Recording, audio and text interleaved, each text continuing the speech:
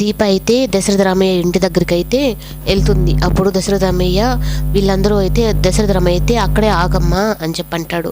నువ్వు నిన్ను ఎందుకు అక్కడ ఆగమన్నాను అంటే మీ ఆయన మాట ఇచ్చాడు కదా, మేము వచ్చి గడప తొక్కము అని చెప్పని అది నీకు గుర్తు చేసినానంటే అప్పుడు దీప అయితే నాకు గుర్తుంది, ఇది గడప కాదు నా భర్త మాట ఇది అని చెప్పని అంటుంది. అప్పుడు సుమిత్ర ఎలా ఉంది చంటిదానికి అని చెప్పనంటే బాగుంది, రేపు ఇంట్లో హోమం పెట్టుకుంటున్నాము, మీ అందరి ఆశీర్వాదం నాకు కూతురు కావాలి అని చెప్పంటే సుమిత్ర అయితే ఇంకా చాలు అని చెప్పి అన్నట్టుగా సంతోషపడుతుంది. ఇంక శౌర్య బతికింది అని చెప్పనని.